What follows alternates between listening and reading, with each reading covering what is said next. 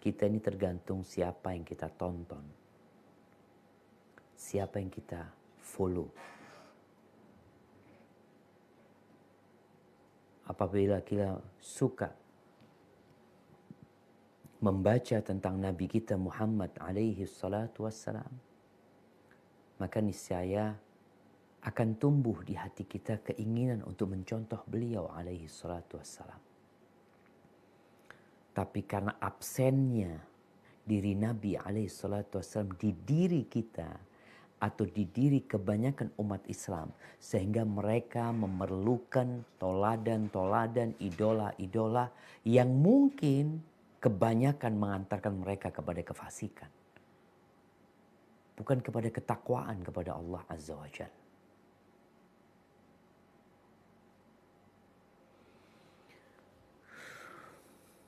Bagaimana Rasul sallallahu alaihi wasallam ketika beliau beribadah? Nih cerita sahabat yang bernama Abdullah bin Syikhir radhiyallahu anhu. Dia mendatangi Nabi alaihi salatu wasallam dalam kondisi Nabi sedang sholat. Mungkin sedang sholat sunnah ketika itu beliau. Dan dari dalam dadanya terdengar suara. Suara seperti mendidihnya air. Pernah dengar air mendidih? Kayak mendidih. Ada sesuatu. Beliau sedang menahan tangisnya sallallahu alaihi wasallam. Beliau menangis tapi tidak teriak-teriak. Beliau tetap berusaha untuk menyembunyikan tangisannya. Tapi ya apa hendak dikata? Tatkala sudah ditahan, tapi suara itu terdengar dari luar. Kenapa Nabi SAW menangis? Beliau sudah pernah menyampaikan kepada para sahabat, kalau kalian tahu yang aku ketahui, kalian akan sedikit tertawa dan banyak menangis. Ketika terjadi gerhana, apa yang terjadi dengan umat manusia di muka bumi di masa sekarang ini? Mereka malah berfoto-foto, tertawa. Mereka share foto-foto mereka. Nabi SAW ketika terjadi gerhana, beliau sholat. Takut kepada Allah Azza wa Jal. Iya. Memang itu kejadian alam. Tapi siapa yang menyebabkan itu terjadi? Allah Jalla Jalaluh.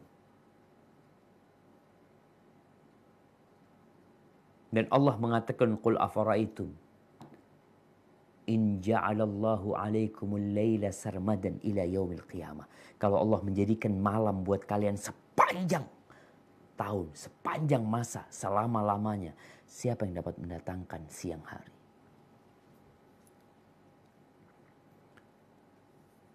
Maka Nabi benar-benar kenal sama Allah, tahu sama Allah. Bahkan beliau orang yang paling takut kepada Allah Azza wa Jalla di antara umatnya, di antara seluruh ciptaan Allah Jalla Jalaluh. Barakallahu fikum. Nah, saya akan dilanjutkan.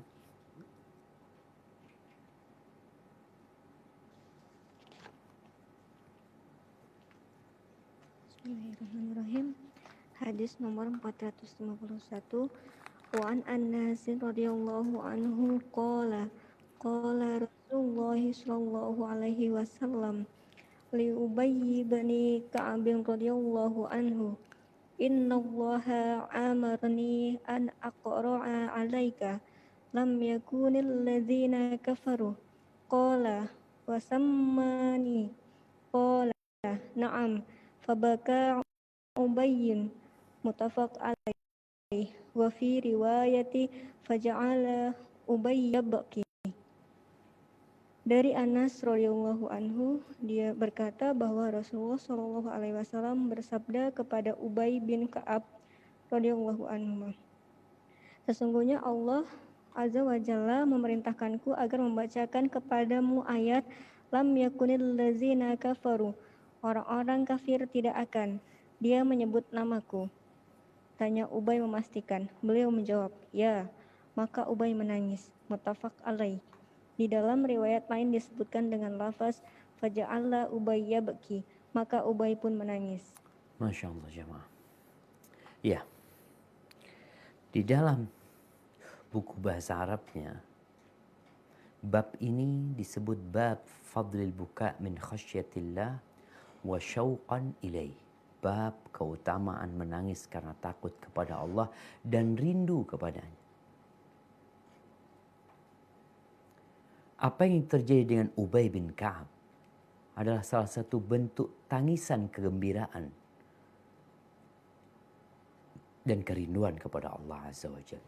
Siapa Ubay bin Ka'ab, jemaah? Yang sampai-sampai Allah menyuruh Nabi alaihi salatu wassalam untuk membacakan surat Al-Bayyinah. Lam yakunil ladzina kafaru min ahlil kitab wal musyrikin munfakkin hatta ta'tiyahumul bayyinah. Itu Allah menyuruh Nabi SAW agar membacakan surat ini kepada Ubay. Ubay tanya. Dia mengatakan, wasamani. Allah nyebut namaku. Allahu Akbar. Allah mengatakan, fadhkuruni adhkurkum. Ingatlah kepadaku, aku akan mengingatmu, kata Allah SWT. Ini Ubay menjadi salah satu sahabat yang Allah menyebut namanya agar Nabi SAW membacakan surat Al-Bayyinah. Maka Ubay pun menangis. Ana akan membacakan sedikit tentang Ubay bin Ka'ab sebagaimana disebutkan dalam kitab Siyar A'lamin Nubala karya Imam Al-Zahabi. Beliau mengatakan Ubay ini Sayyidul Qurra. Ubay bin Ka'ab bin Qais ibn Ubaid ibn Zaid ibn Muawiyah ibn Amr ibn Malik ibn Najjar. Sayyidul Qurra. Beliau adalah penghulunya para huffaz, para pembaca Al-Quranul Karim. Abul Munzir Al-Ansari. Gelarnya atau kunyahnya Abul Munzir Al-Ansari.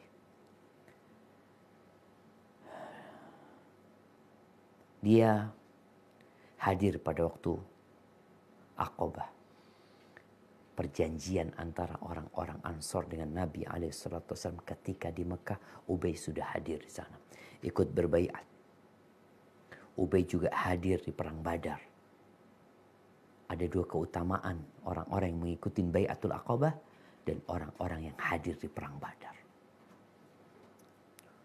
Wa jama'al Qur'an fi hayatin Nabi SAW. Dia telah menghafalkan Al-Quran di masa Nabi SAW. Wa arada ala Nabi SAW. Dan dia juga pernah menyetorkan hafalannya kepada Nabi SAW. Wa hafidha anhu ilman mubarakan. Dan Ubay telah menghafal banyak ilmu dari Nabi SAW yang penuh dengan berkah. Wa kana ra'san fil ilmi wal amal. Dia nih kepalanya dalam urusan ilmu dan amal. Ada orang yang pandai ilmunya tapi amalnya kurang. Nih Ubay kana ra'san fil ilmi wal amal.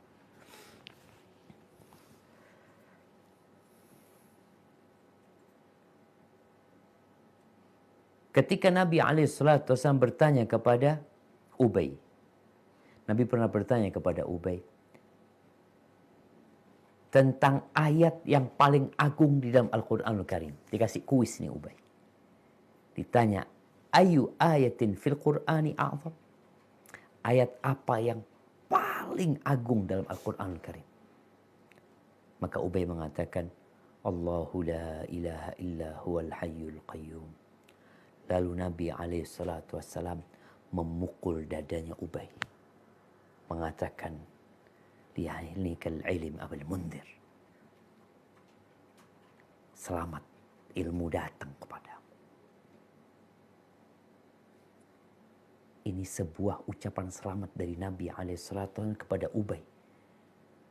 Tadi Allah menyuruh Nabi SAW membacakan Al-Bayyinah kepada Ubay. Nabi juga memberikan pujian atas ilmunya Ubay bin Ka'ab.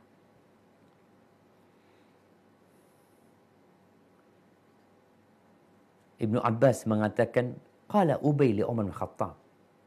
Ubay pernah berkata kepada Umar bin Khattab radhiyallahu anhu, "Inni talaqaitu al-Qur'an mimman talaqahu min Jibril alaihissalam wa huwa ratab." Aku tuh mengambil Quran ini dari yang mengambilnya dari Jibril dalam kondisi segar. Bayangkan tadi seperti Al-Bayyinah. Ubay yang pertama dibacakan kepadanya Al-Bayyinah.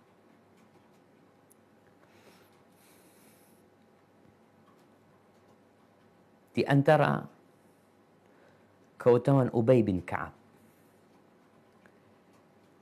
Imam Dhahabi menyebutkan dari Abu Sa'id, qala kana Ubay, qala Ubay. Ubay pernah berkata kepada Nabi SAW, ma jazaul humma. Apa balasan buat orang yang demam? Tajril hasanat ala sahibiha. Maka dia akan terus dapat kebaikan. Kebaikan pahala itu ngalir terus ketika demam itu ada pada dirinya. Apa kata Ubay? Ubay berdoa.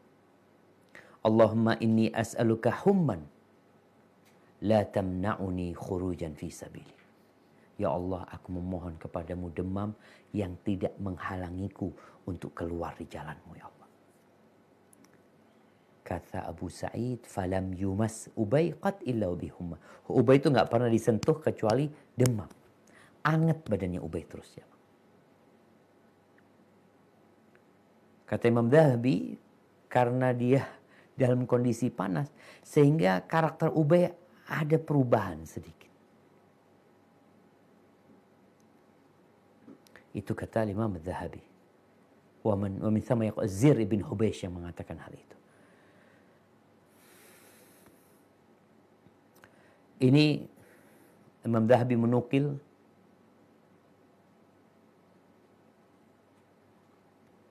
suatu hari ada seorang yang datang kepada Umar bin Khattab. Dia sedang meminta hajatnya. Lalu ketika ngomong, dia itu mencaci maki dunia. Dunia itu dihabisin dunia ini. Oleh orang ini di hadapan Umar bin Khattab radhiyallahu anhu. Dan di sampingnya Umar ada orang yang bajunya putih, jenggotnya putih, rambutnya putih. Ketika orang ini mencaci maki dunia, Ubay meluruskan.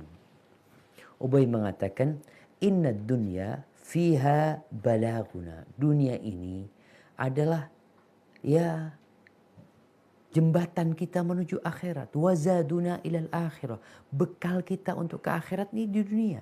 Wa fiha a'maluna allati nujza biha fil akhirah. Di dunia ini tempat kita beramal yang kita akan mendapatkan balasan di akhirat.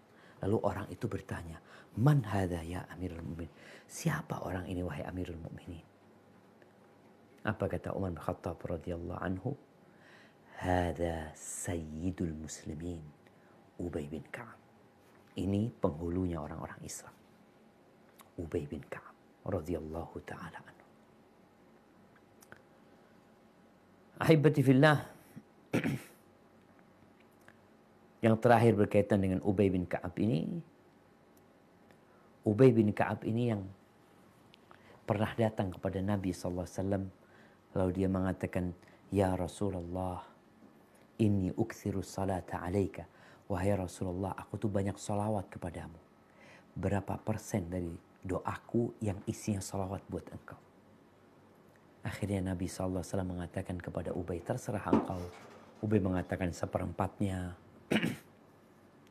Kata Nabi SAW, ma syi'ta, terserah engkau. Tapi kalau engkau tambahi itu lebih baik. Lalu ditambah setengah. Kata Nabi SAW, terserah engkau. Tapi kalau engkau tambahi lebih baik. Ubay bertanya, gimana kalau 2/3? Kata Nabi SAW, terserah engkau. Tapi kalau engkau tambahin itu lebih baik. Akhirnya Ubay bin Ka'ab mengatakan, idzan aj'al laka min salati kullaha. Kalau begitu, aku akan jadikan semua doaku itu salawat buat engkau. Sallallahu alaihi wasallam. Masih banyak keutamaan Ubay yang lainnya, dan disebutkan bahwasanya Ubay bin Ka'ab meninggal dunia pada tahun 22 Hijriah di kota Madinah. Tapi ada juga yang mengatakan dia meninggal pada tahun ke-30 Hijriah di masa khilafah Uthman. Jadi bukan di masa khilafah Umar bin Khattab radhiyallahu anhu. Ini berkaitan dengan Ubay bin Ka'ab radhiyallahu taala anhu, bagaimana keutamaan dia yang mengumpulkan Quran. Bahkan Nabi SAW menyuruh yang mau belajar Quran, salah satunya belajar kepada Ubay bin Ka'ab radhiyallahu anhu. Dan Ubay juga yang termasuk menghimpun Quran, mengumpulkan Quran kembali di masa Uthman bin Affan atas perintahnya Uthman kepada Ubay bin Ka'ab radhiyallahu anhu. Barakallahu fikum. Baik. Tafadhal, kita masuk ke hadis 452. Bismillah. Hadis nomor 452. Wa anhu qala Abu Bakar li Umar radhiyallahu anhuma ba'da wafati Rasulullah sallallahu alaihi wasallam, intaliq bina ila ummi Aymana radhiyallahu anha nazuruha kama kana Rasulullah sallallahu alaihi wasallam yazuruha. Falamma tahayna ilaiha bakat faqala laha ma yubkika amma ta'lamina anna ma innallahi ta'ala khairun li Rasulillahi sallallahu alaihi wasallam.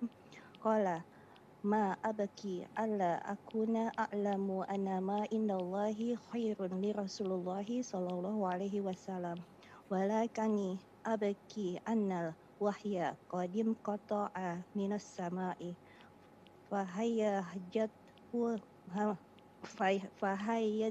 fahayajadhuma ala bukai faja'ala yabkiyani ma'aha. Wahul Muslim. Waqad sabaqa fi bab ziyarati ahli al-khair.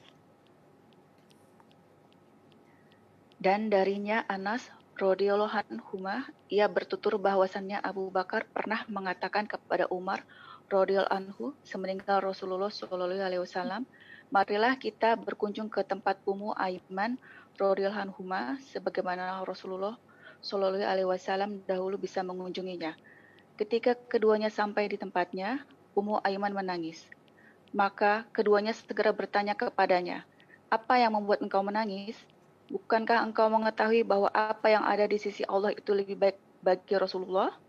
Ummu Aiman pun menjawab, "Aku menangis bukan karena aku tidak mengetahui bahwa apa yang disebabkan Allah Subhanahu wa taala tersebut lebih baik bagi Rasulullah radhiyallahu anhu, Rasulullah sallallahu alaihi wasallam. Tetapi aku menangis karena wahyu dari langit terputus." Maka ucapan Ummu Aiman itu membuat keduanya terdorong untuk menangis, sehingga mereka menangis bersamanya. Hadis riwayat Muslim. Barakallahu fikum. Jamaah rahimakumullah.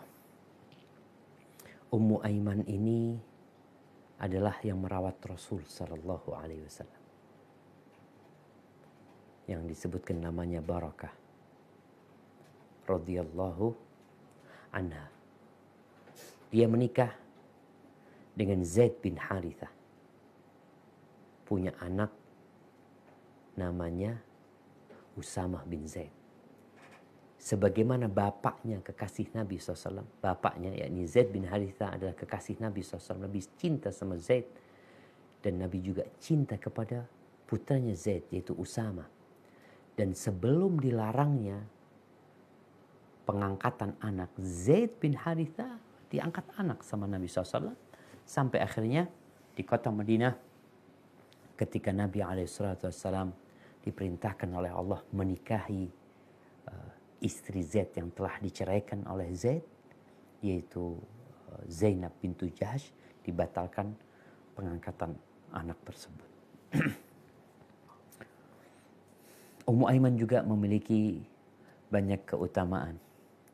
Ini cerita bagaimana Ummu Aiman pernah datang kepada Nabi SAW ya. Nabi bergurau. Nabi bercanda. Tapi tidak sering beliau bercanda.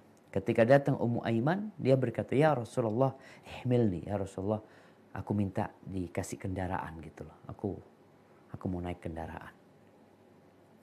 Kata Nabi SAW, ahmiluka ala waladin naqah. Aku akan membawamu di atas anaknya onta betina. Anaknya onta betina. Apa kata Ummu Aiman? Innahu la yutiquni. Ya enggak mungkin lah. Wala uriduhu. Anaknya onta enggak mungkin bisa bawa aku, katanya. Dan aku enggak mau sama anaknya onta. Qala la ahmiluka illa alaih. Enggak. Aku enggak akan ngasih kau kendaraan kecuali anaknya onta. Maka di sini Nabi SAW mengatakan, bercanda dengan Ummu Aiman, bukankah semua onta yang ada itu adalah anaknya onta betina? Kata dia.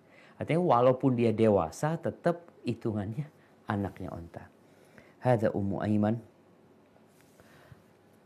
Dan Nabi SAW biasa mengunjungi Ummu Aiman. Ketika yang menjadi khalifah adalah Abu Bakar Siddiq radhiyallahu anhu. Dan kita tahu Zaid bin Haritha, suaminya Ummu Aiman, telah meninggal dunia pada waktu perang Mu'tah. Maka di sini udah nggak ada suaminya. Ada anaknya Usama bin Zaid. Datanglah Abu Bakar bersama Umar mengunjungi Ummu Aiman. Di sini para ulama menyebutkan nggak apa-apa kita mengunjungi perempuan yang bukan mahram apabila dia sudah tua, ya, dia sudah sepuh dan tidak berduaan juga dengan perempuan tersebut, lalu aman dari fitnah yang mungkin akan berbahaya kalau yang dikunjungin adalah perempuan yang masih muda, tapi Ummu Aiman sudah sepuh, sudah tua.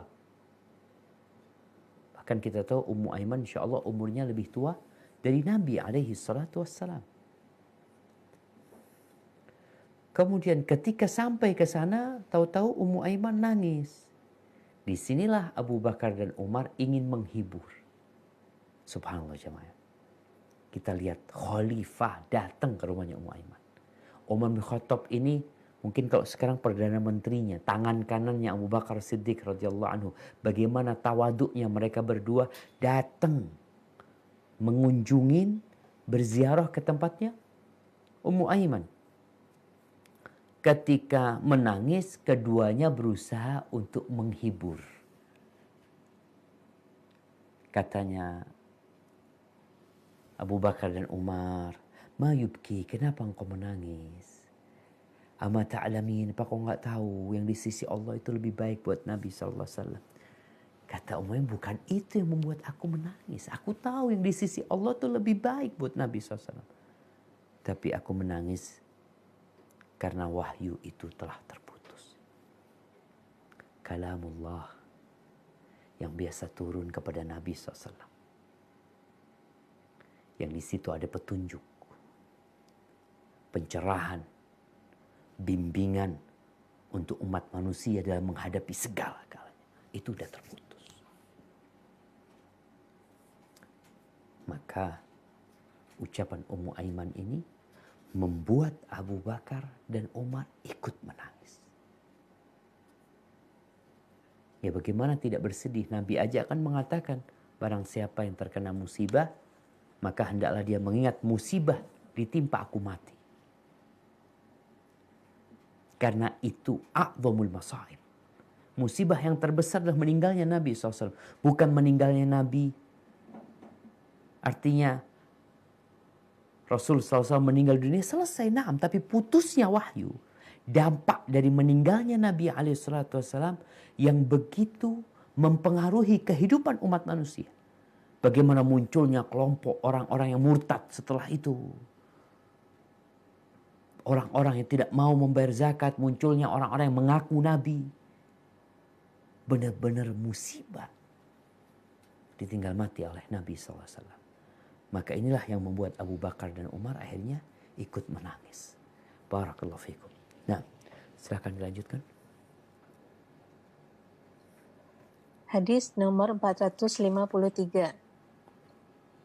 Wa an ibni Umar radhiyallahu anhuma qala lama istadda bi Rasulillah sallallahu alaihi wasallam waja'uhu qila lahu fi salati faqala muru Aba Bakrin falyusalli bin nas faqalat Aisyatu radhiyallahu anha inna Aba Bakrin rajulun raqiqun idza qara'al Qur'ana ghalabahul buka faqala muruhu falyusalli wa fi riwayatin an Aisyata radhiyallahu anha qalat qultu inna Aba Bakrin idza qama maqamaka lam yusmi'in nasa minal buka muttafaq alaih. Dari Ibnu Umar radhiyallahu anhuma, dia menceritakan ketika sakit Rasulullah Shallallahu alaihi wasallam semakin parah, maka ditanyakan kepada beliau tentang siapakah imam sholat. Beliau menjawab, suruhlah Abu Bakar untuk mengimami sholat orang-orang. Akan tetapi Aisyah radhiyallahu anha berkata, sesungguhnya Abu Bakar adalah seorang yang sangat lembut hatinya. Jika membaca Al-Quran, dia tidak bisa menahan tangisnya. Namun beliau bersabda, suruhlah dia untuk menjadi imam sholat. Dalam sebuah riwayat dari Aisyah radhiyallahu anha, dia bercerita, aku berkata, sesungguhnya Abu Bakar itu jika menempati posisimu sebagai imam, maka orang-orang tidak akan bisa mendengar bacaan Al-Qur'annya oleh karena dia menangis. Barakallahu fikum. Iya. Ketika Rasul SAW sakit ya. Sakitnya Nabi SAW itu sekitar 10 hari. Jadi 5 hari pertama beliau masih sempat mengimami sholat. Tapi setelah itu udah parah. Beliau semakin tidak mampu menjadi imam. Ketika itu sholat Isya. Rasul SAW bertanya, asallan nas? Apakah orang-orang sudah sholat? Belum. Akhirnya Nabi SAW minta dikumpulkan air. Di bejana beliau mandi. Beliau mau bangkit pingsan lagi. Sampai seperti itu 3 kali. Karena sudah tidak mampu, maka Nabi SAW mengatakan, muru Aba Bakrin falyusalli bin nas. Suruh Abu Bakar ngimami. Aisyah radhiyallahu anha nggak ingin bapaknya jadi imam. Dia takut orang-orang akhirnya ketika mendengar suaranya Abu Bakar nanti gimana? Kok bukan suaranya Nabi alaihissalam. Maka Aisyah berpendapat jangan Abu Bakar, Umar aja yang disuruh. Tapi Allah SWT dan orang-orang beriman tidak mau kecuali Abu Bakar Siddiq. Di sini ada isyarat bahwa yang menjadi khalifah setelah Nabi Muhammad SAW siapa? Abu Bakar Siddiq radhiyallahu anhu. Berbeda dengan riwayat orang-orang Syiah yang mengatakan yang jadi imam Ali bin Abi Thalib. Bahkan bagaimana ceritanya ya, Abu Bakar menjadi imam itu tanpa izin. Katanya. Maka ketika jadi imam dipindahkan Abu Bakar. Bukan. Nabi SAW. Ini hadis riwayat Imam Bukhari dan Muslim. Nabi yang nyuruh. Aisyah menyebutkan alasan dia. Kenapa Abu Bakar nggak pantas jadi imam gantikan Nabi SAW. Dia suaranya lembut gitu loh. Suaranya juga nanti kalau dia nangis. Dia kalau baca Quran biasanya nangis. Nanti nggak akan dengar orang-orang di belakangnya. Tapi Nabi SAW tetap menyuruh agar Abu Bakar yang menjadi imam. Ketika beliau menjadi imam dalam urusan sholat, maka beliau pantas menjadi imam dalam urusan dunia. Jadi khalifah setelah Nabi SAW meninggal dunia. Dan di sini disebutkan keutamaannya Abu Bakar ya. Bagaimana kalau Abu Bakar sholat itu, dia menangis. Jadi bacaan Quran ini, orang yang baca Quran seharusnya, sebagaimana Allah katakan, idza tuliyat alaihim ayatuhu zadathum imana. Apabila dibacakan kepada mereka ayat-ayat Allah, bertambah keimanan mereka. Kemudian di awal ayat yang kita baca di surat Al-Isra, bagaimana Allah menyebutkan orang-orang tatkala mendengar dibacakan Al-Quran kepada mereka, ayat-ayat Allah, mereka jadi lembut hatinya. Semakin takut mereka kepada Allah Azza wa Jalla. Tapi banyak di antara kita, tadi ada pertanyaan, kenapa? Ada fulan katanya yang hafid Quran, yang bacaannya bagus, yang pintar Al-Quran, tapi perilakunya kurang baik. Kok tidak mencerminkan Quran?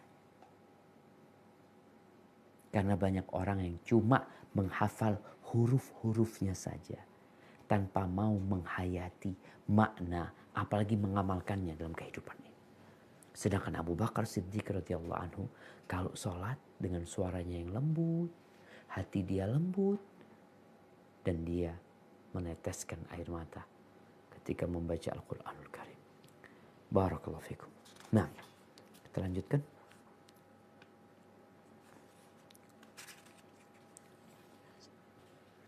Hadis nomor 454.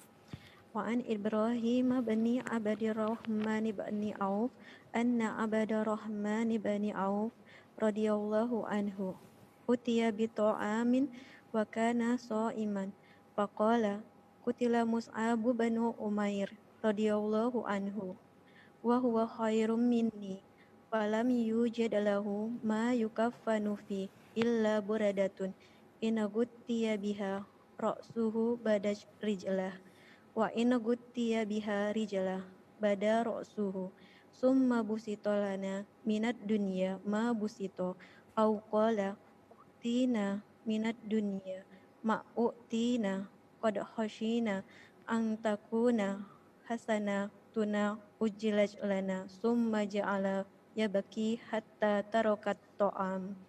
Rawahul Bukhari. Dari Ibrahim bin Abdurrahman bin Auf, bahwasannya pada saat makanan dihidangkan kepada Abdurrahman bin Auf radhiyallahu anhu, waktu itu dia sedang berpuasa, maka dia berkata, Mus'ab bin Umair radhiyallahu anhu telah terbunuh padahal dia seorang yang lebih baik daripadaku, dan tidak ada kain yang bisa dipergunakan untuk mengkafaninya kecuali sepotong selimut. Jika dipergunakan untuk menutupi kepalanya, maka terbuka kedua kakinya, dan jika dipergunakan untuk menutupi kedua kakinya, maka terlihat kepalanya. Kemudian dunia dilapangkan bagi kami, diberi kelapangan rezeki yang selapang-lapangnya. Atau dia mengatakan, kami diberi kekayaan dunia sebanyak-banyaknya. Kami khawatir jangan-jangan kebaikan kami telah diberikan lebih awal. Kemudian dia tangis sehingga dia meninggalkan makanan itu. Hadis riwayat Bukhari. Barakallahu fikum. Ahibati fillah. Tatkala Allah membentangkan dunia buat kita, kita biasanya akan melihat orang yang lebih kaya lagi dari kita. Kumpulan kita orang-orang yang kaya, sehingga yang dibicarakan adalah dunia. Abdurrahman bin Auf, ini cerita anaknya Abdurrahman. Gimana bapaknya? Kaya raya bapaknya. Subhanallah. Termasuk salah satu sahabat yang dijamin masuk surga. Termasuk orang-orang yang awal masuk Islam. Tapi bagaimana dia ketika puasa, kemudian dihadirkan itu makanan di depan dia, dia ingat dengan sahabat-sahabat yang telah meninggal dunia, yang mereka belum merasakan kenikmatan dunia kecuali sedikit, bahkan mungkin gak ada, mati aja gak ada warisannya. Kok mau bicara warisan? Kain kafannya gak cukup. Dia punya kain satu lembar yang kalau ditarik ke kakinya, kepalanya kelihatan. Ditarik ke kepalanya, kakinya kelihatan. Ketika perang Uhud dia tewas. Lalu Nabi SAW menyuruh agar kakinya dikasih rumput. Ada semacam ya tumbuhan namanya idkhir. Ditaruh di kakinya. Maka Abdurrahman bin Auf, kita ini takut termasuk orang yang balasannya diberikan di dunia. Mungkin beliau ingat dengan ya firman Allah Azza wa Jal. Man kana yuridul hayatad dunya wa zinataha nuwaffi ilaihim a'malahum fiha wa hum fiha la yubkhasun. Barang siapa yang beramal untuk mengharapkan dunia, kami akan berikan kepada mereka dari dunia ini. Nggak akan dirugikan mereka di dunia ini. Tapi di akhirat nggak dapat apa-apa. Abdurrahman takut. Termasuk orang-orang yang kebaikannya disegerakan di dunia, di akhirat nggak dapat apa-apa. Akhirnya menangislah Abdurrahman bin Auf radhiyallahu ta'ala. Siapa Mus'ab bin Umair, jamaah? Mus'ab bin Umair namanya adalah Mus'ab ibn Umair ibn Hisham. Dia ikut dalam perang Badar, ikut dalam perang Uhud, dan kemudian tewas di perang Uhud. Disebutkan bahwasanya Mus'ab bin Umair termasuk yang awal-awal masuk Islam. Ketika Nabi SAW sudah mengumpulkan orang, ketika sembunyi-sembunyi, dakwah ini masih sembunyi-sembunyi. Di rumahnya Al-Arqam ibn Abil Arqam. Mus'ab masuk dan dia anak kaya. Anaknya orang kaya. Terkenal di kota Mekah bagaimana kekayaan ibunya. Bagaimana ibunya memanjakan Mus'ab bin Umair. Lalu Mus'ab datang mengutarakan keislamannya di hadapan Nabi SAW dan para sahabat. Lalu dia menyembunyikan keislaman. Dia biasa datang ke tempat Nabi SAW secara sembunyi-sembunyi. Di 3 tahun awal dakwah Nabi SAW. Sebelum diperintahkan untuk berdakwah terang-terangan. Subhanallah. Tapi ada aja orang-orang yang tahu. Yang akhirnya Mus'ab bin Umair ini, informasi keislamannya disampaikan kepada ibunya. Maka keluarganya Mus'ab bin Umair itu mengurung Mus'ab. Diikat. Dia dalam kondisi terkurung dan terikat. Semua kekayaan yang dia berikan oleh ibunya diambil sama ibunya. Itu terjadi sampai Mus'ab bin Umair hijrah ke Habasyah. Artinya larinya Mus'ab dari kurungan itu, dari tahanan keluarganya itu,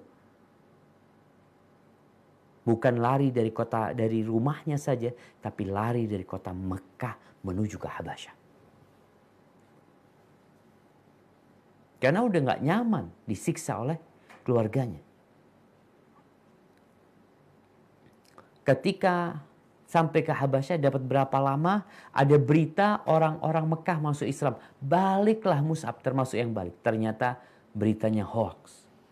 Tapi Mus'ab tetap bertahan di kota Madinah, di kota Mekah Al-Mukarramah, sampai akhirnya Nabi SAW pada tahun 11, pada tahun ke-12 kenabian, beliau SAW mengutus Mus'ab bin Umair untuk berdakwah di kota Madinah.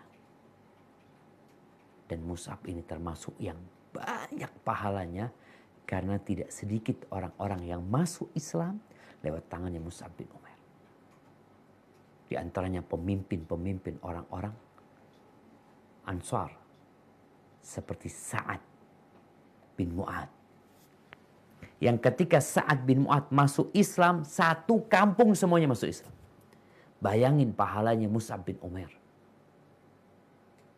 Yang kita tahu Rasul sallallahu alaihi wasallam mengatakan, "Man sanna fil Islami sunnatan hasanah." Barang siapa yang memberikan contoh yang baik kemudian contoh itu diikutin oleh orang lain, maka dia akan dapat pahala amalan tersebut dan amalan dan pahala orang-orang yang mengamalkan tanpa mengurangi pahala mereka. Ketika perang Uhud,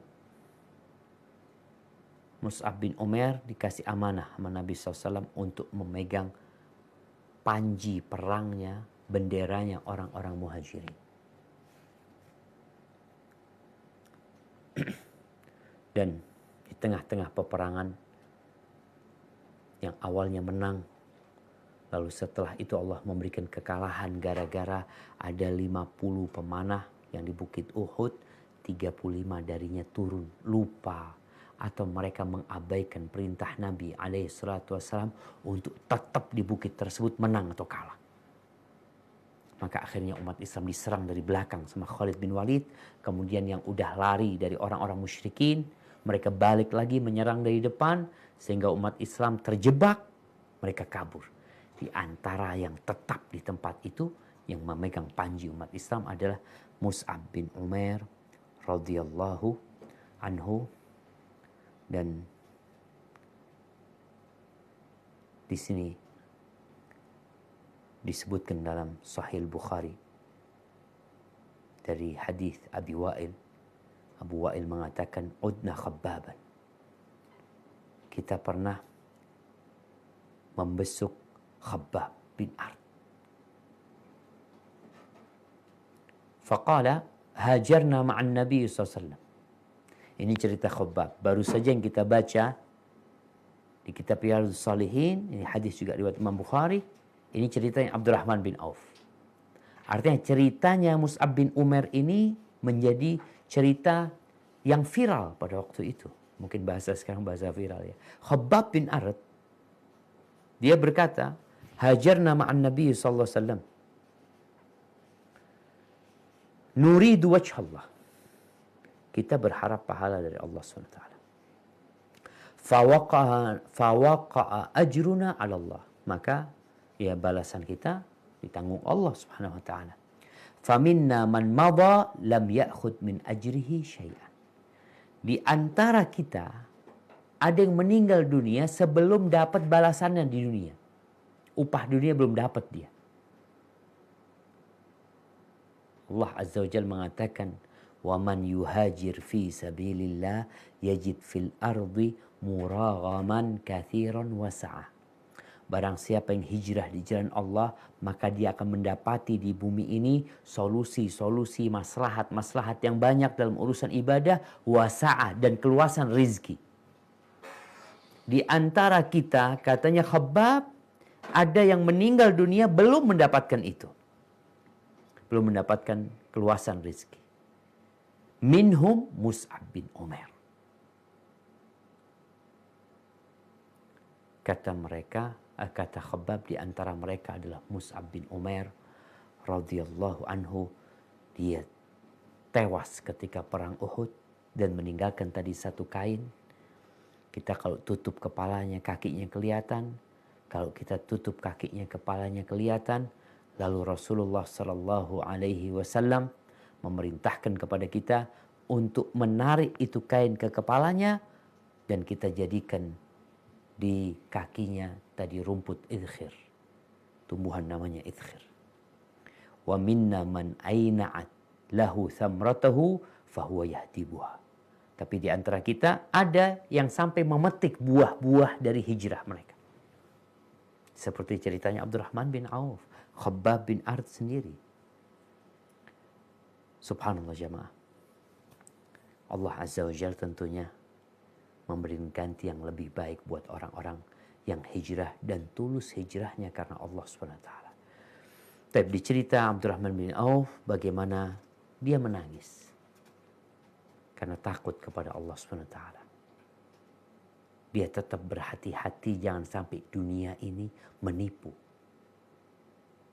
dan membuatnya lalai dengan tugas-tugas dia sebagai hamba Allah untuk takut kepada Allah dan berjuang dalam mendekatkan diri kepada Sang Pencipta.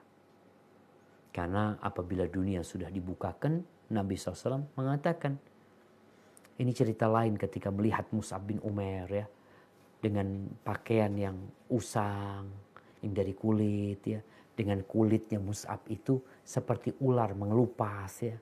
Nggak ya, karena nggak ada krim, nggak ada apa ya, orang miskin susah hidupnya. Nabi SAW pernah bertanya kepada para sahabatnya, kaifa antum idza futihat alaikumud dunya, atau idza futihat alaikum Kisra wa Kaisar. Gimana kalau ditaklukkan buat kalian Romawi dan Persia itu. Kata Abdurrahman bin Auf, ya kita akan menjadi seperti yang Allah inginkan dan Rasulnya inginkan. Nakun kama qala Allah, kita menjadi seperti yang Allah inginkan, yang Allah perintahkan kepada kita. Lalu Rasulullah SAW mengatakan, awa ghaira dhalik, atau mungkin selain itu, nggak kayak gitu kalian. Apa yang terjadi? Tatanafasun. Dunia dibentangkan, kalian malah bersaing untuk mengumpul dan menghimpun dunia. Tsumma tatahasadun, kemudian saling hasud kalian. Yang ketiga, tsumma tatabaghadun, lalu kalian saling membenci.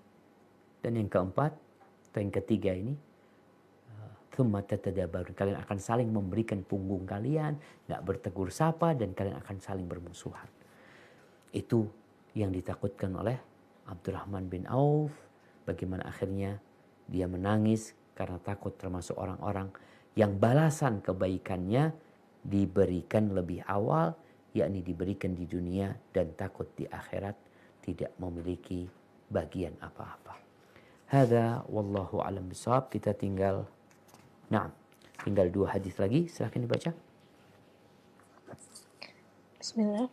Hadis nomor 455. Wa an Abi Umamah Sudayy bin Ajlanil Bahili radhiyallahu anhu ani Nabi sallallahu alaihi wasallam qala laisa syai'un ahabba ila Allah ta'ala min qatrataini wa atharaini qatratun min dumu'in fi khasyatillah wa qatratu damin tuhraqu fi sabilillah wa ammal atharani fa atharun fi sabilillahi ta'ala wa atharun fi faridatin min faraidillahi ta'ala. Rawahu Tirmizi wa qala hadisu hasan. Hadithun hasan. Tadi dari Abu Umamah Sudai bin Ajlan al-Bahili radhiyallahu anhu, dari Nabi Shallallahu Alaihi Wasallam, beliau bersabda, tidak ada yang lebih dicintai oleh Allah Subhanahu Wa Taala dari dua tetes dan dua bekas, yakni tetes air mata karena takut kepada Allah dan tetes darah yang mengalir pada saat berjuang di jalan Allah. Adapun dua bekas adalah bekas berjuang di jalan Allah Subhanahu Wa Taala dan bekas menjalankan salah satu dari berbagai kewajiban terhadap Allah Subhanahu Wa Taala. Hadis riwayat At-Tirmidzi, dan dia mengatakan hadis ini hasan. Barakallahu fikum.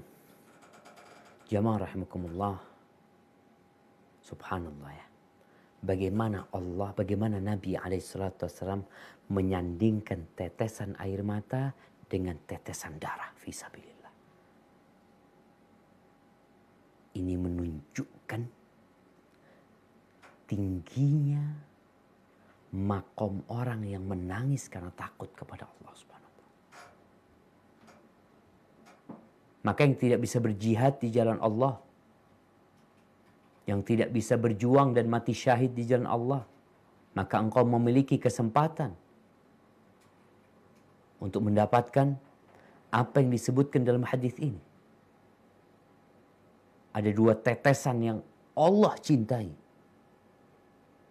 Yang pertama bahkan disebut adalah tangisan, tetesan air mata karena takut kepada Allah. Yang kedua tetesan darah yang dikucurkan di jalan Allah Subhanahu wa Ta'ala.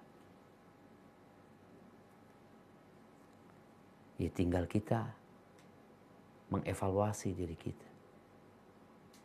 Berapa kali kita meneteskan air mata kita karena takut kepada Allah Subhanahu wa Ta'ala. Adapun dua bekas yang dicintai Allah adalah bekas langkah-langkahmu di jalan Allah SWT. Yang kedua, langkah-langkahmu dalam melaksanakan kewajiban-kewajiban. Ketika berangkat ke masjid, sholat, ketika melakukan ibadah haji, maka itu termasuk langkah yang dicintai Allah Subhanahu wa taala. Barakallahu fikum. Baik. Akhir hadis dalam bab ini. Bismillah, hadis nomor 456. Hadithu Irbadi bin Sariyata radhiyallahu anhu qala wa'adhana Rasulullah sallallahu alaihi wasallam mau'izatan wajilat minhal qulub wa dharafat minhal uyun. Dari Al-Irbad bin Sariyah radhiyallahu anhu, ia berkata, Rasulullah Shallallahu Alaihi Wasallam pernah memberikan nasihat yang sangat mendalam kepada kami.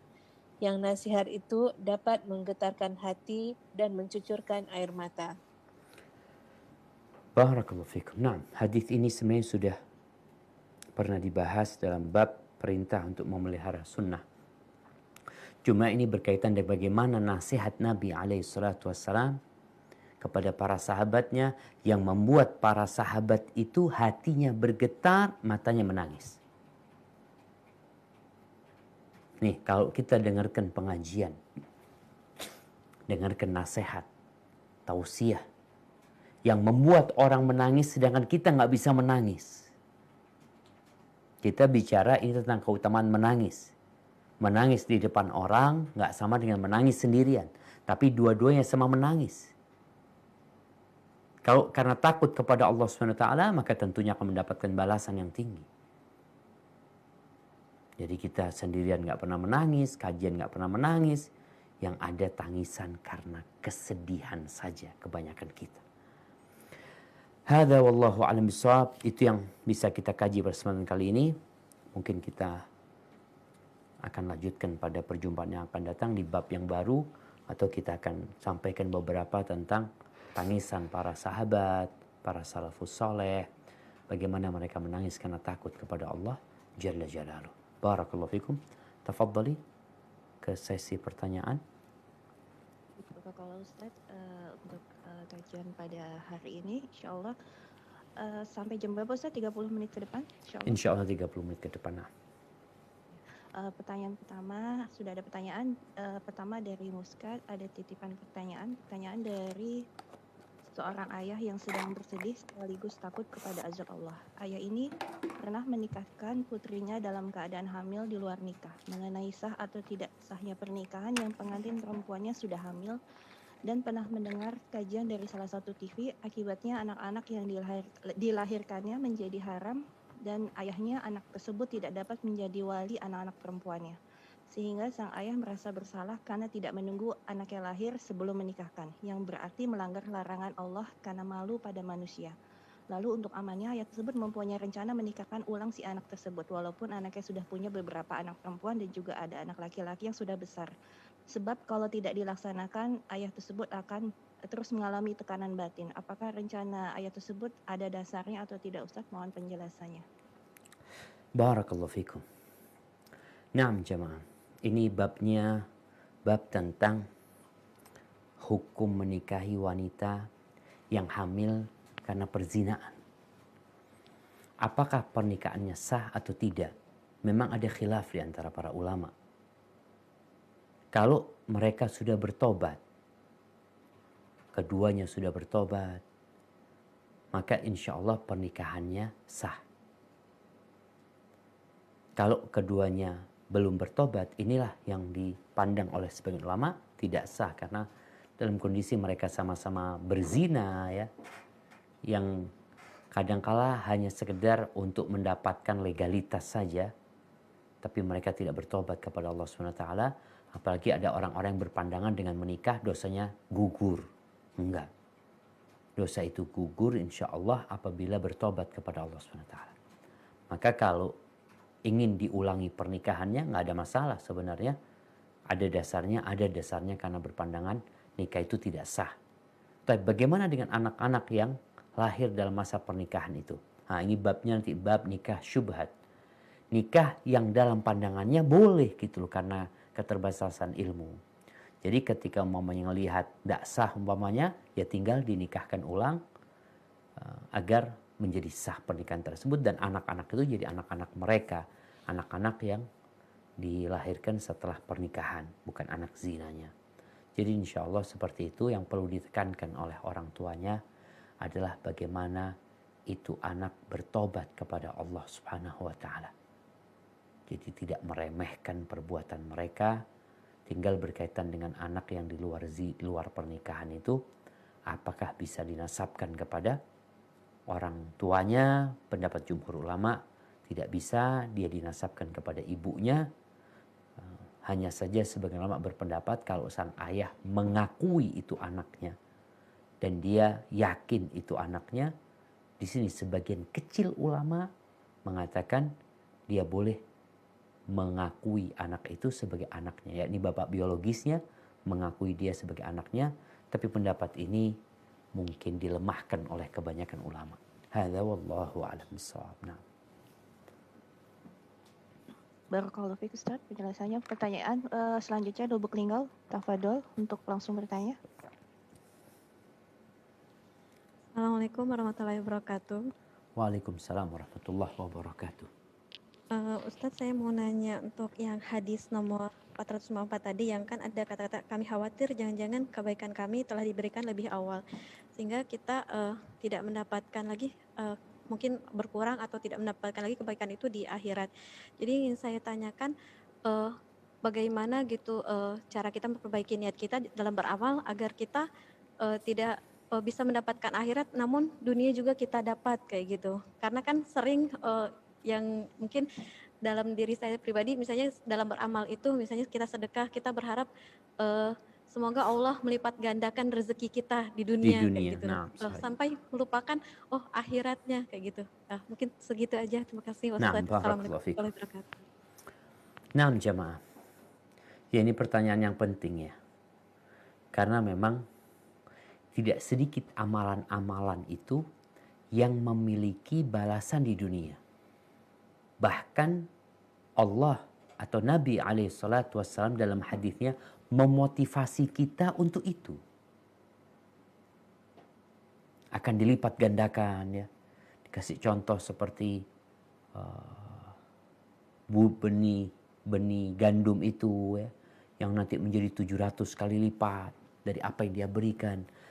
Itu motivasi-motivasi sehingga orang kepingin beramal. Tapi niatnya tetap buat akhirat. Dunianya ikut gitu. Kalau dia beramal ikhlas dia lillahi ta'ala, bukan riya. Tapi keinginan dia mendapatkan balasan di dunia saja, ya udah. Di akhirat nggak dapat apa-apa. Karena memang niat dia dunia. Dia nggak minta akhirat. Masa mau dikasih akhirat lalu dia nggak minta? Tapi kalau dia niatnya akhirat, dia ingin diselamatkan dari azab neraka, dia ingin masuk ke surga Allah Subhanahu wa Ta'ala, dunianya ikut. Karena itu otomatis engkau ikut gitu loh. Jadi ketika kita membeli satu barang umpamanya, barang ini ada bonusnya. Kita niatnya beli barang ini, bonusnya ikut. Makanya para ulama menyebutkan, bagaimana kalau kita niat bonusnya bukan barangnya. Niat bonusnya dia. Maka ini yang nanti seperti yang kalau kita lihat ya, di kadangkala ada mall yang memberikan undian, beli barang ini nanti dapat nomor masukkan ke kotak sana, dapat mobil BMW umpamanya, seperti itu. Nah, kalau niatnya beli barang itu untuk BMW, di sini para ulama menyebutkan berbahaya, bisa jadi judi nantinya. Karena antum nggak niat beli barang, niat beli undian. Tapi kalau niat beli barang, aku niat beli barang memang. Undiannya ya dapat nggak ada urusan gitu loh. Yang jelas aku perlu sama barang ini. Maka diperbolehkan yang seperti itu. Begitu pula dengan orang tadi yang beramal untuk akhiratnya. Dunianya ikut gitu loh. Karena udah dijanjikan. Bonus itu dapat engkau sudah. Tapi jangan niatnya untuk dapatkan bonus tersebut. Maka ketika kita sodakoh umpamanya, boleh sodakoh ingin sembuh ya, tapi tetap kita niatnya insya Allah. Kita kan dikasih tahu, sodakoh itu mengobatin penyakit, sodakoh itu menyelamatkan dari mati buruk, dari bencana-bencana. Nah, tapi niatnya sodakoh lillahi ta'ala dan berharapkan pahala di akhirat. Dunia insya Allah Allah akan berikan.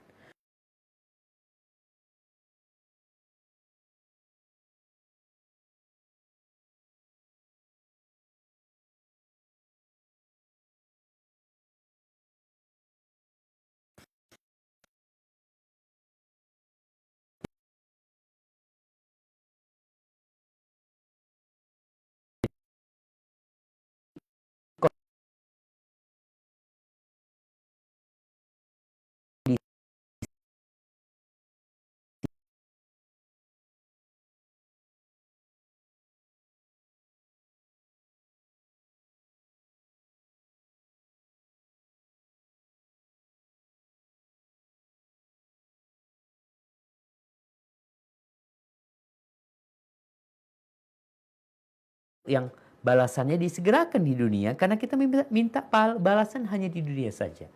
Hada wallahu a'lam bishawab. Nah. Jazakallah khair, Ustaz. Barakallahu fiik. Pertanyaan berikutnya dari tetangga di seorang akhwat di Abu Dhabi. Assalamualaikum Ustaz. Semoga Ustaz dan keluarga dan kita semua umat muslim di seluruh dunia selalu dirahmati Allah. Amin. Izin bertanya Ustaz.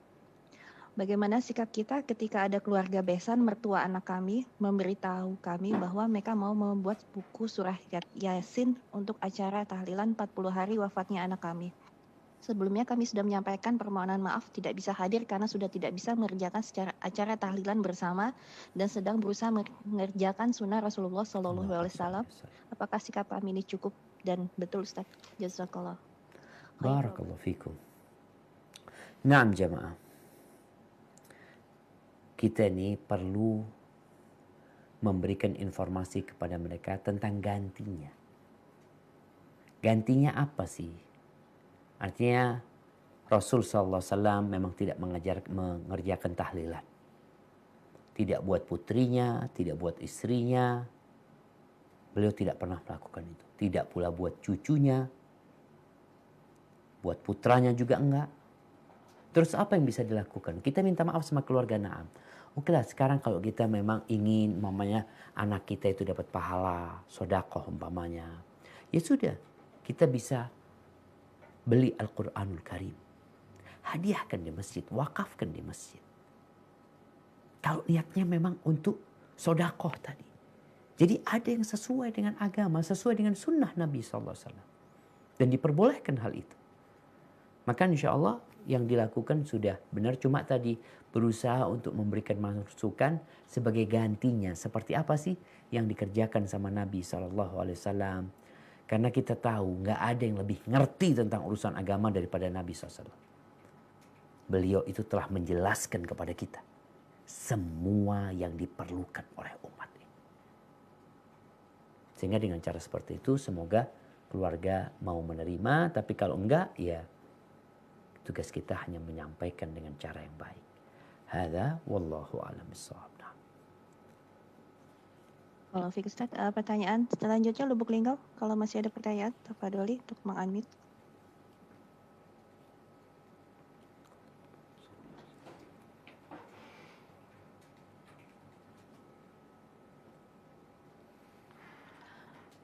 Kalau tidak ada pertanyaan Lubuk Linggau, tafadholi Ukti Tanti kalau mau bertanya langsung. Bismillah. Assalamualaikum warahmatullahi wabarakatuh. Waalaikumsalam warahmatullahi wabarakatuh. Barakallahu fiik Pak Ustadz.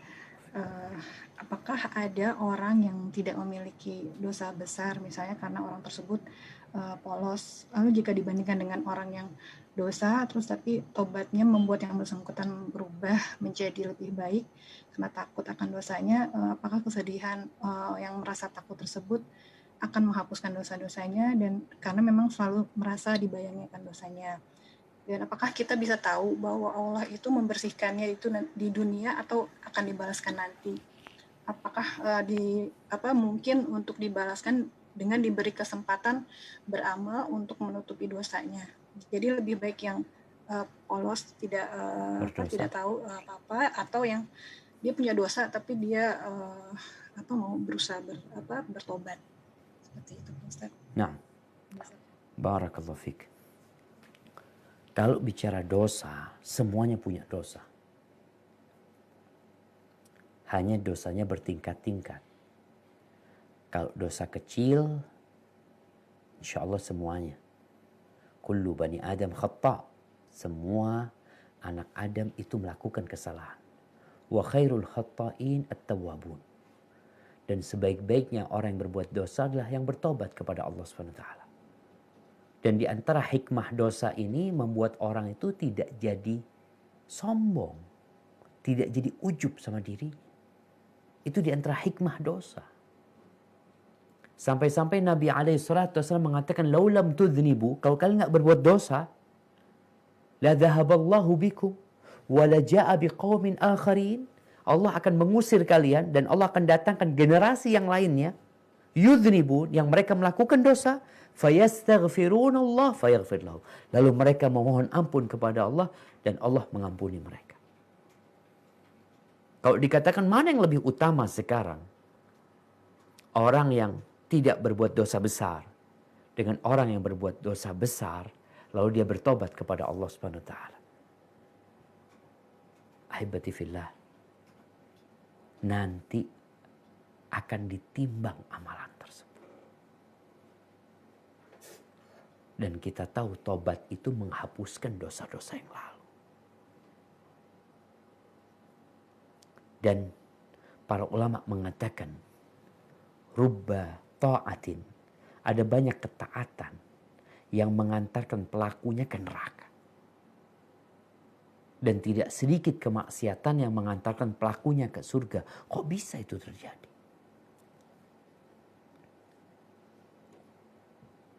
Orang yang taat ini merasa GR sama ketaatannya, ujub dengan ketaatannya, meremehkan orang lain, memandang orang lain rendah, merasa dia orang yang paling suci. Disinilah akhirnya dia dapat gugur ke neraka, jatuh ke neraka. Sedangkan orang yang berbuat dosa ini, ketika dia takut dengan dosanya, dia dihantui dengan dosanya, sehingga dia terus mendekatkan diri kepada Allah, memperbanyak amal soleh, sehingga dosanya ini mengantarkan dia ke surga. Maka yang paling utama adalah yang paling bertakwa kepada Allah SWT.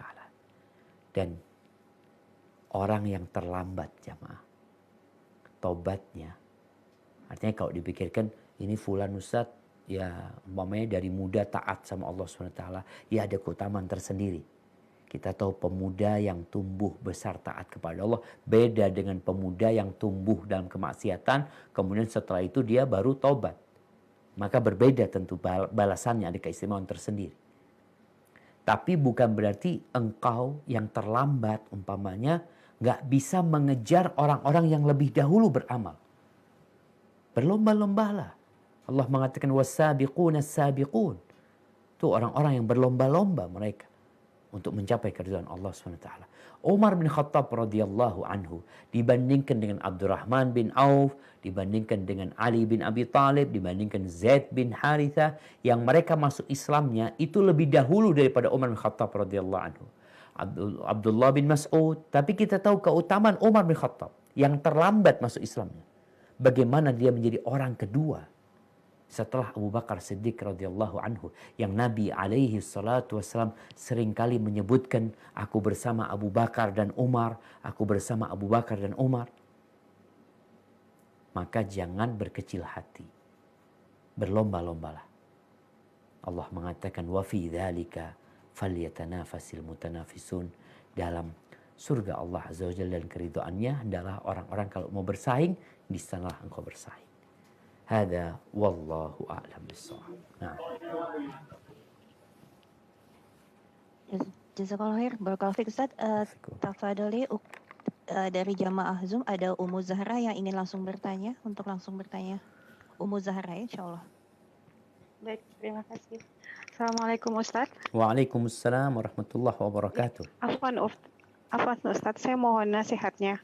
Bagaimana jika ada seorang suami pergi dari rumah tanpa uzur yang jelas, kemudian tidak bisa dihubungi dan tidak ada kabar sama sekali selama beberapa bulan, kemudian keluarga suami pun tidak tahu keberadaannya di mana. Apakah yang harus dilakukan seorang istri, Ustadz? Apakah ada waktu tertentu untuk menunggu? Untuk berapa lamakah jika harus menunggu? Kemudian jika istri mengajukan hulu, apakah diperbolehkan? Barakallahu fik. Afwan. Kemudian yang kedua, kalau misalnya ada orang yang sering menangis ketika sholat malam ataupun sholat fardu, mengingat dosanya, kemudian sedih karena masalah yang dihadapi, apakah itu termasuk berdosa dan kufur akan nikmat Allah? Jazakumullahu khairan. Barakallahu Ustaz. fik. Afwan, mau tanya Assalamualaikum dulu. warahmatullahi wabarakatuh. Nah, apa penyebab suaminya meninggalkan rumah? Apa pernah ada masalah? Tidak ada, Ustadz. Selama ini rumah tangganya terlihat harmonis, kemudian tiba-tiba suami pergi dan cuman berpesan jaga diri anak-anak, jaga diri baik-baik, tidak usah memikirkan saya. Sudah seperti itu aja. Itu pun pesannya cuma melalui SMS aja. Setelah itu sama sekali tidak bisa dihubungi. Barakallahu fik. Nah, jamaah. Yang pertama berkaitan dengan suami ini yang meninggalkan keluarga tanpa sebab, ya. Coba kita berbaik sangka. Kalau memang tidak ada masalah, mungkin dia punya masalah. Nasihat ana, coba dilaporkan ke pihak yang berwajib. Soalnya kadangkala dia punya masalah dan tidak pernah cerita. Yang terkadang masalahnya itu berbahaya untuk nyawa dia sebenarnya. Sehingga dia tidak ingin keluarganya kerepotan dengan masalah dia. Semoga Allah menjaga laki-laki tersebut dan keluarganya. Taib.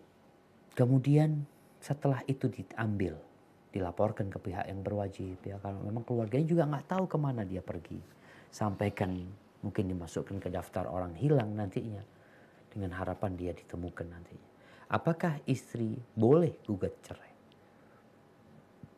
Kalau boleh saja. Apakah ada batasan waktu? Sebenarnya nggak ada batasan waktu. Memang kalau dilihat di dalam Islam itu, seorang suami yang dia bersumpah tidak mau menghubungi istrinya, itu sama Allah Azza wa Jalla dikasih batasan 4 bulan. Dia bersumpah nggak mau menjamah istrinya, artinya tidak mau menjima istrinya. Dikasih jawatah 4 bulan. Setelah 4 bulan, maka dia ada 2 pilihan. Dia menghubungi istrinya atau dia menceraikan istri.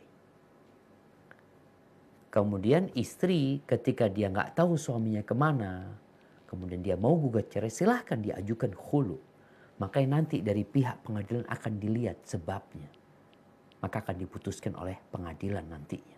Mamanya udah sebulan, 2 bulan nggak tahu kemana. Kalau istri mau bersabar, silahkan bersabar. Tapi kalau dia nggak mampu bersabar lagi, mungkin dia juga memiliki hasrat untuk menikah, ya tafadhol. Dia mengajukan gugat cerai karena suami memang sudah tidak bertanggung jawab lagi, ya, dengan tidak bisa dihubungin, dan itu tidak dosa tatkala istri mengajukan khulu. Taib. Pertanyaan yang kedua tadi berkaitan dengan ini kondisi istri mungkin yang karena masalahnya dia jadi sering menangis. Jadi menangis itu bisa jadi menangis sedih karena menghadapi masalah, bisa jadi menangis karena takut kepada Allah akan dosa-dosa yang dia lakukan, bisa jadi ada tangisan yang merasa tidak merasa Allah tuh nggak baik sama dia. Kalau dia menangis karena sedih, biasa tangisan kesedihan. Nggak apa-apa. Kalau nangis karena takut kepada Allah SWT, maka akan mendapatkan balasan dari Allah SWT. Tadi, di hadis yang kita bahas bahwasanya, Allah menyandingkan tetesan air mata dengan tetesan darahnya mujahid fisabilillah. Tapi kalau dia menangis karena merasa, kok Allah nggak adil, kok aku dikasih seperti ini, seperti itu yang akan mendapatkan berdosa nantinya. Maka nasihatnya hendaklah dia bersabar dan berbaik sangka sama Allah SWT. Tetap berharap kepada Allah SWT. Nabi Yusuf alaihissalam puluhan tahun dipisahkan dari bapaknya, dari keluarganya. Tapi sang bapak terus berbaik sangka kepada Allah. Bahkan dia memberikan nasihat agar anak-anaknya tidak berputus asa dari rahmat Allah SWT. Karena yang berputus asa dari rahmat Allah itu adalah orang-orang kafir. Mungkin seperti itu. Wallahu a'lam bishawab. Nah. Jazakallah khair. Barakallahu fiik Ustaz. Tafadhali Lubuk Linggau langsung unmute.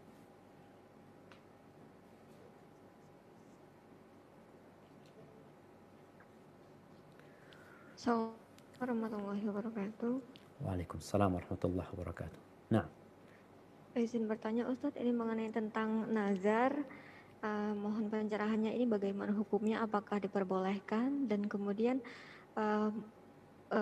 sebaiknya nazar itu seperti apa yang diperbolehkan? Jika memang diperbolehkan nazar, itu yang baik lebih baik seperti apa, atau puasa atau mungkin bersedekah begitu. Terima kasih. Jazakallah. Assalamualaikum warahmatullahi wabarakatuh. Waalaikumsalam warahmatullahi wabarakatuh. Ya, bicara hukum nazar ini ada dua hukumnya. Yang pertama, hukum sebelum melakukan nazar.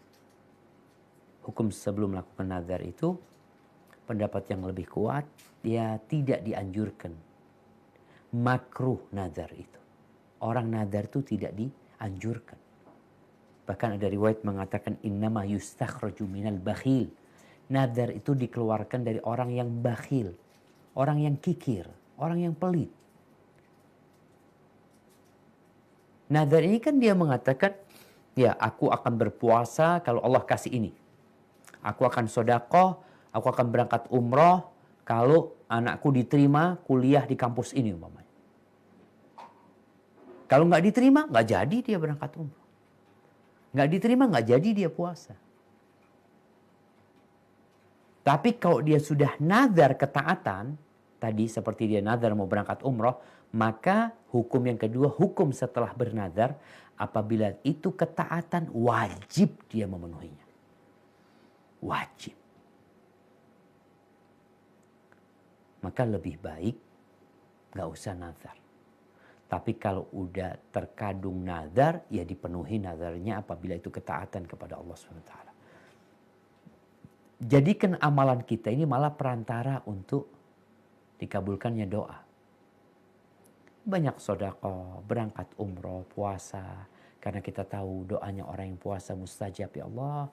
Ada aku punya hajat, ya Allah. Silahkan, itu lebih utama daripada kita menjadikan nazar. Yang kita tidak akan mengamalkannya kalau ternyata yang kita minta nggak dikasih sama Allah SWT. Kalau ini udah jadi amalan, udah jadi pahala buat kita. Dikasih nggak dikasih, kita dapat pahala. Kita tetap mendapatkan kebaikan. Tapi kalau nazar nggak dikasih, nggak ada kebaikan yang kita lakukan. Nggak ada sholat, nggak ada, mau kita nazar mau sholat, puasa juga enggak, umroh juga enggak, sedekah enggak. Tapi kalau kita sudah sedekah, kita sudah umroh, kemudian kita berdoa, mungkin doa kita belum dikabulkan, kita yakin doa kita dikabulkan sebenarnya. Tapi kadang-kadang ditunda, ada yang ditunda sampai hari kiamat. Hadza wallahu a'lam bishawab. Nah. Barakallahu fiik Ustaz. Tafadhali dari Muscat lagi, Ukti Diana langsung bertanya. Ukti Diana dari Muscat. Ya, Assalamualaikum warahmatullahi wabarakatuh, Ustaz. Waalaikumsalam warahmatullahi wabarakatuh. Nah, tafadhali. Ya, izin bertanya. Ini menyangkut tentang memiliki pesantren, Ustaz. Jadi banyak yang ingin memiliki pesantren, terutama yang pada sekolah di Al-Azhar, Saudi, sekembalinya ke tanah air. Mereka ingin membuat pesantren, padahal banyak pesantren yang sudah ada dan butuh support. Seseorang pengen punya pesantren karena pahalanya dinilai luar biasa. Tapi jadi ada rasa memiliki gitu Ustaz. Sedangkan kalau hanya mensupport ke pesantren lain akan beda rasa memiliki dan mensupport. Nah, pertanyaan saya adalah bagaimana pandangan Ustadz, apakah beda pahala antara memiliki dan mensupport pesantren lain sehingga nilainya kita bantu itu juga banyak. Itu saja Ustadz. Jazakallah khair. Nah, barakallahu fikum. Ya jemaah. Kalau bicara mendirikan pesantren, sebenarnya kondisi yang ada sekarang ini, pesantren-pesantren yang sudah ada itu nggak mencukupi. Maka perlu didirikan pesantren tambahan, atau kalau bicara mensupport pesantren yang ada, memperbesar. Sehingga kapasitas pesantren tersebut lebih banyak lagi. Maka mana yang lebih utama sekarang? Sebenarnya kembali kepada kebutuhan dan manfaat yang diterima oleh umat nantinya dengan apa yang kita kontribusikan. Ketika kita membuat pesantren sendiri, bukan masalah tanggung jawabnya, tapi manfaat buat umatnya itu ternyata lebih besar. Kalau Ana mensupport, mungkin Ana ya hanya untuk 100 orang, tapi kalau Ana bikin pesantren sendiri, insya Allah mungkin bisa sampai 1000 santrinya, maka tentunya akan lebih besar. Semakin besar manfaatnya, maka semakin besar pahalanya. Dan untuk saat ini, tadi Ana ingatkan, kebutuhan kepada pesantren ini sangat kurang jemaah. Atau keberadaan pesantren itu sangat kurang dibandingkan dengan banyaknya masyarakat yang ingin ke pesantren. Dan nasihat Ana, tidak harus bikin pesantren.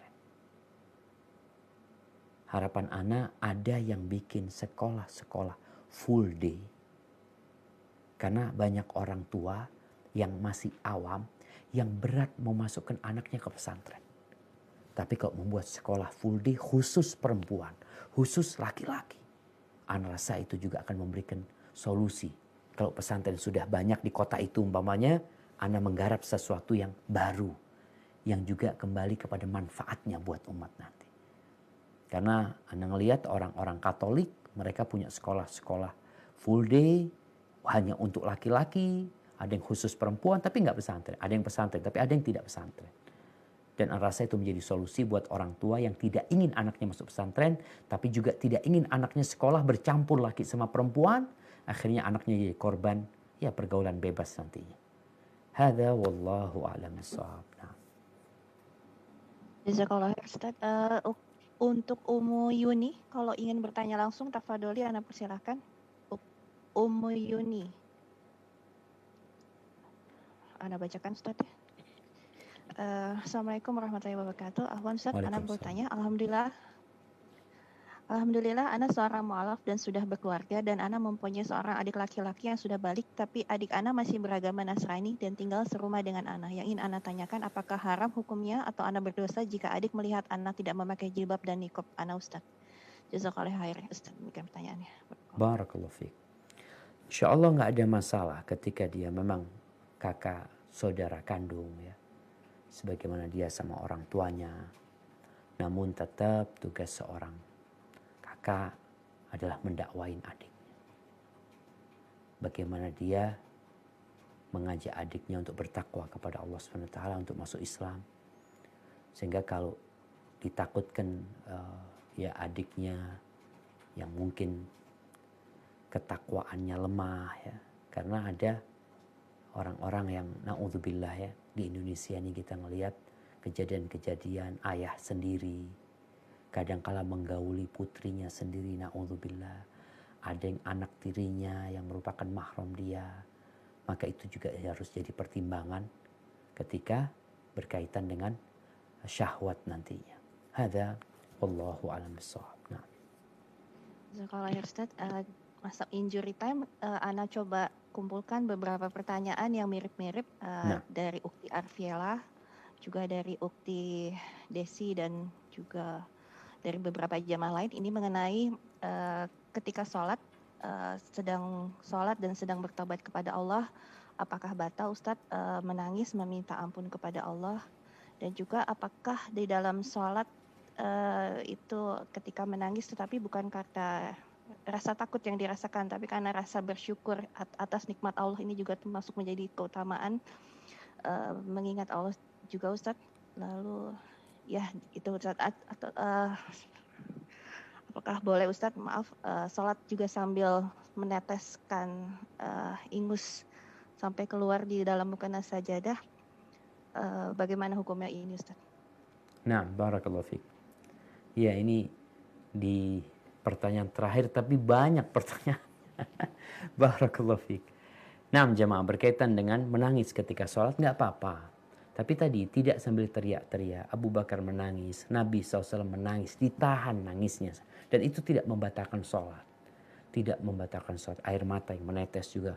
Kalau mungkin ada nangis bersyukur ya kepada Allah SWT atas nikmat yang Allah berikan. Itu juga tidak membatalkan sholat kita.